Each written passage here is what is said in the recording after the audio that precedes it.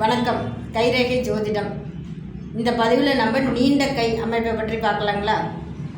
கைரேகை ஜோதிடம் ஒரு நுட்பமான ஜோதிட கலை தாங்க. கைரேகை ஜோதிடத்தில் 100க்கு ஒரு 70% மிக துல்லியமாக பலன்களை கூற முடியும். அதுவும் நிறைய கைகள் பார்த்த அனுபவம் இருந்தால் மட்டுமே தெளிவாகவும் துல்லியமாகவும் பலன்கள் கூற முடியும். ஒவ்வொருத்தருக்கும் கை அமைப்புகள் வித்தியாசப்படும். கை வடிவ அமைப்புகள் சில வகைகள் உண்டு. சில பேர்த்துக்கு சதுரக்கை, சில பேர்த்துக்கு நீண்ட கை, சில பேர்த்துக்கு பரந்த கை, சில பேர்த்துக்கு வேதாந்த கை, இது மாதிரி கை வகைகள் நிறைய உள்ளது. முன்பதிவில் நம்ம சதுர கையை பற்றி பார்த்தோம். இந்த பதிவில் நம்ம நீண்ட கை அமைப்பு பற்றி தெரிஞ்சுக்கலாம்.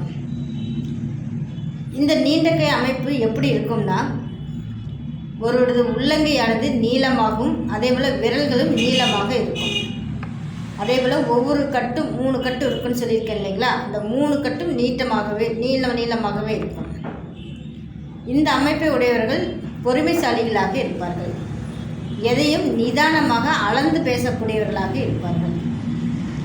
எந்த விஷயத்தையும் எடுத்தோம் கவிழ்த்துன்னு முடிவு பண்ண மாட்டாங்க. எந்த பிரச்சனையும் பல கோணங்களில் விசாரித்து ஒரு முடிவு எடுப்பார்கள்.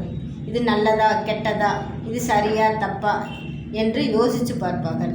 அதாவது எதையும் உள்வாங்கி கிரகக்கூடிய தன்மை இவரிடம் உண்டு என்றே சொல்லலாம். திட்டம் போட்டு செலவு பண்ணக்கூடியவர்கள். எந்த ஒரு பைசாவை செலவு பண்ணினாலும் அதை எழுதி வைத்து கணக்கு பார்த்து செலவு பண்ணக்கூடியவர்கள். ரொம்ப அனுபவசாலிகளாக இருப்பார்கள். நுட்பமான அறிவு, நுணுக்கமான அறிவு உடையவர்களாக இருப்பார்கள். நல்ல ஞாபக சக்தி உடையவர்களாக இருப்பார்கள். அதாவது தன்னுடைய தேவைக்காக எதையும் சேர்த்து வைக்கிற பாங்கு இவங்கிட்ட அதிகம் உண்டு.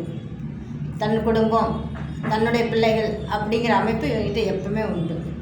அதேபோல் தன்னுடைய உடல் நலத்திலும் அக்கறை காட்டுவார்கள். கொஞ்சம் கோபக்காரர்களாக இருப்பார்கள்.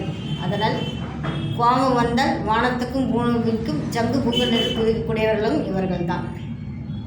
இந்த அமைப்பு உங்கள் கையில் இருக்கான்னு தெரிஞ்சுக்கோங்க. இந்த பதிவு உங்களுக்கு பிடிச்சிருந்தால் லைக் பண்ணுங்கள், ஷேர் பண்ணுங்கள், கமெண்ட் பண்ணுங்கள். மறக்காமல் சப்ஸ்கிரைப் பண்ணி பெல் ஐக்கானை கிளிக் பண்ணிக்கோங்க. நன்றி, வணக்கம். ஓம் சரவண பவாய நம.